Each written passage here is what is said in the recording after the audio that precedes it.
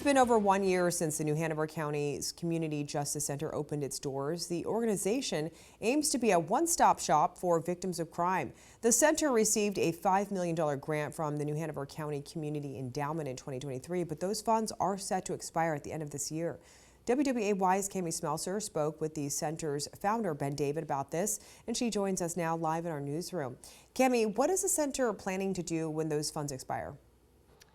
Jessica, David tells me they are actively putting together a strategic plan to map out the center's success and weaknesses from the past year. He says the center is leaning on the community to keep the center going. It's been phenomenal. In November 2024, the New Hanover County Community Justice Center opened its doors to victims of domestic, sexual, and youth violence. The CJC was the vision of former District Attorney Ben David. When I retired from that office, my ambition was not to become an executive director of another nonprofit. We have many wonderful nonprofits already. David says instead he wanted to establish the 15,000 square foot Justice Center just steps away from the county courthouse, which supports other community agencies to help survivors of violence. While data on the success of the CJC is hard to track, David says in October they began measuring how often the center is used by their partners and crime victims.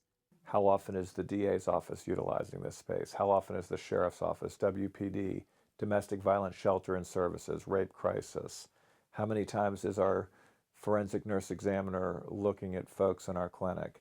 Since they opened their doors, they saw a spike in domestic violence reports, which David says is a sign they're doing things correctly. And the reason for that is because people are going to report it more. This is a hidden problem that has been in the shadows, and to bring it out into the light and put it into a courtroom is our goal. Now, the center is fielding upwards of 40 domestic violence cases per week.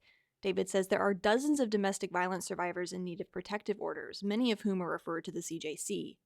And we're able to do all of that from the comfort of this facility without them having to go through metal detectors or run into their abuser. David says phase 1 of the CJC focused on domestic violence. Now they are moving into phase 2, which focuses on sexual violence, then phase 3, youth violence.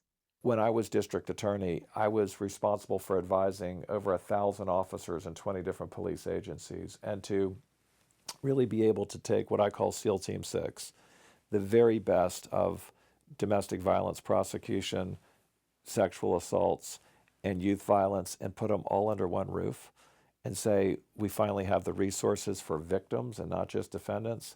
That's what this is all about. As the CJC looks forward, come December, a $5 million grant from the New Hanover County Community Endowment will expire. So David says it's time for the city, county, and even the state to step up. You know, people ask me whether this place will succeed. It will if the community supports it. David says the CJC will be going back to the endowment requesting additional resources before their grant expires in December. Jessica?